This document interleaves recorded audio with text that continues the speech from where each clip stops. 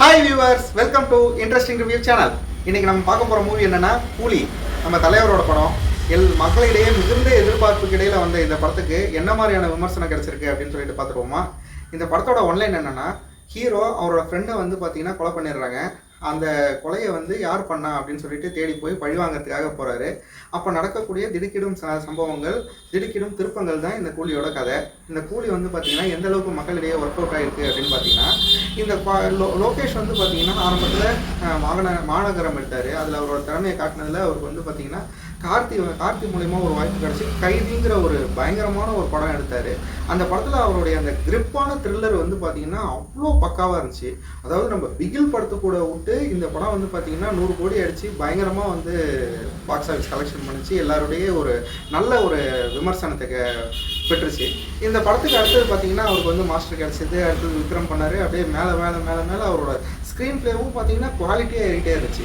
அதாவது பார்த்திங்கன்னா comparing to கைதி, மாஸ்டர் கம்பேர் பண்ணும்போது விக்ரம், லியோ எல்லாமே ஸ்க்ரீன் பிளே ஏறிட்டே இருந்துச்சு. ஃபைனலி லியோவில் வந்து பார்த்திங்கன்னா நமக்கு கொஞ்சம் கருத்து வேறுபாடுகள் செகண்ட் ஹாஃபில் இருக்குது. ஆனால் அது எல்லாத்தையும் இந்த படத்தில் மாற்றிடுவார். அவர் வந்து ஒரு இன்டர்வியூவில் சொல்லும்போது இந்த படையப்பா டைலாக் வந்து ஒரு தடவை தான் துண்டு தவறும், இன்னொரு தடவை தவறாதுன்னு சொன்னார். இது தவறலையா என்னன்னு சொல்லிட்டு பார்த்தோன்னா, இந்த படத்தில் இருக்கக்கூடிய பாசிட்டிவ்ஸ் என்ன அப்படின்னு சொல்லிட்டு பார்த்தீங்கன்னா, இந்த படத்தில் அந்த ஃப்ளாஷ்பேக் போர்ஷன் ஒன்று காட்டுவாங்க.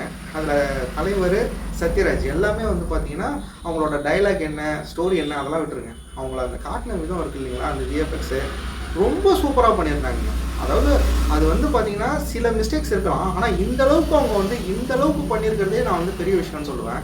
ஏன்னா ஒரு இயர்லி 90s வந்து பார்த்தீங்கன்னா 90s பிறந்த பசங்க, 80s பிறந்தவங்க, அதுக்கப்புறம் 70s பிறந்தவங்க, இவங்கெல்லாம் வந்து பார்த்தீங்கன்னா தலைவரை வந்து இந்த மாதிரிலாம் பார்க்கணும் அப்படின்னு சொல்லிட்டு, என்னடா வயசாகிடுச்சு நம்ம தலைவருக்கு இப்படிலாம் பார்க்கணுமே அப்படின்னு சொல்லி ரஜினி சாரோட ஃபேன்ஸுக்கு இது வந்து கண்டிப்பாக ஒரு ட்ரீட்டாக இருக்கும் இந்த ஃப்ளாஷ்பேக் போர்ஷன்.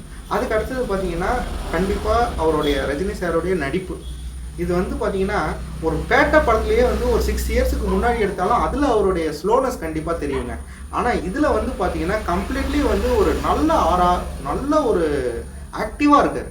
அது வந்து பார்க்கும்போது நம்ம அப்பா என்னடா ரஜினி சாருக்கு 10 வயசு குறைஞ்சிருச்சான்ற மாதிரி இருக்குது.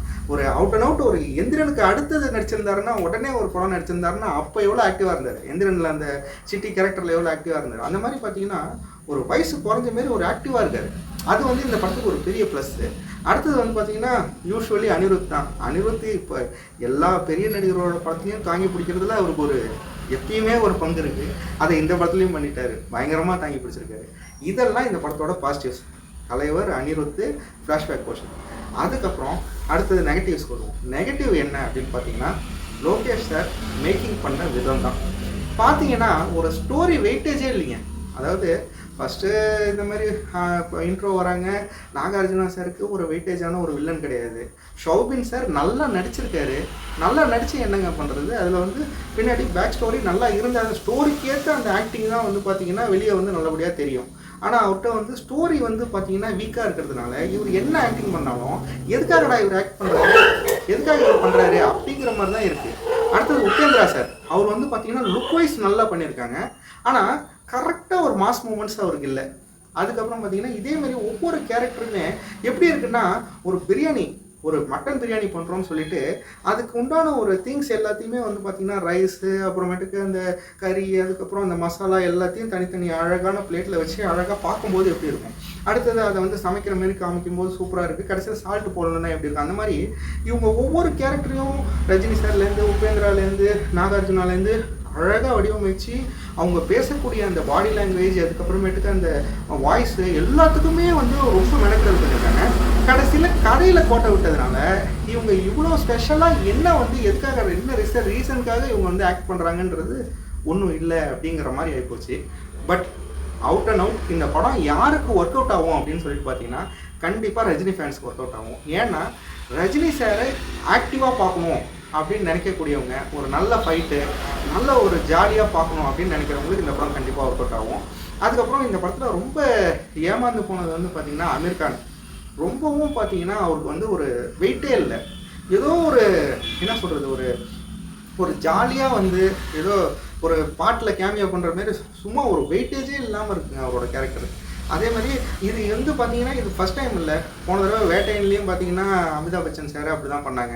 இதுலேயும் வந்து பார்த்தீங்கன்னா இந்த படத்தில் ஃபைனலி என்ன ப்ளஸ்ன்னு பார்த்தீங்கன்னா இவங்க முகங்கள்லாம் பார்க்கறதுக்கு நல்லா இருக்கு, ஃப்ளாஷ்பேக் நல்லா இருக்கு, ரஜினி சார் ஆக்டிங் நல்லா இருக்கு, அனிருத் மியூசிக் நல்லா இருக்கு. இது மட்டும் தான் இதில் சொல்லலாம்.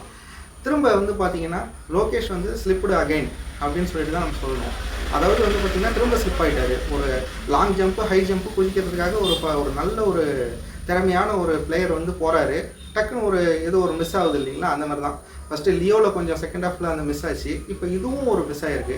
ஆனால் திரும்பவும் ரஜினி சாரை வச்சு கண்டிப்பாக நல்ல படம் கொடுக்க முடியும் அப்படிங்கிற ஒரு நம்பிக்கை கண்டிப்பாக இருக்குது. அவர் உட்காந்து அந்த கைதியில் எழுதின மாதிரி ஒரு ஸ்டோரி நல்லா கிரிப்பாக எழுதி அதுக்கப்புறம் அதில் கொடுத்து இந்த விக்ரமில் எப்படி பண்ணார் அந்த மாதிரி பண்ணி கண்டிப்பாக குக் பண்ணி கொடுத்தாருன்னா கண்டிப்பாக அது வந்து 1000 கோடி அடிக்கும். இந்த படம் 1000 கோடி அடிக்குதா இல்லையான்னு நம்ம பார்ப்போம். ஆனால் பார்த்தீங்கன்னா 1000 கோடி அடிக்கிறதுக்கான திறமை வந்து பார்த்தீங்கன்னா கண்டிப்பாக அந்த ஹீரோஸ் கிட்டலாம் நம்மகிட்ட இருக்குது, மியூசிக் டைரக்டர் இருக்குது, டேரக்டர்ஸும் வந்து பார்த்தீங்கன்னா கண்டிப்பாக வருவாங்க. இவங்களே அடிப்பாங்க அடுத்த படத்தில் நம்புவோம். ஓகேங்களா? நெக்ஸ்ட்டு ஒரு நல்ல படத்தோட ரிவ்யூவில் பார்ப்போம். ஓகேங்களா? பாய்.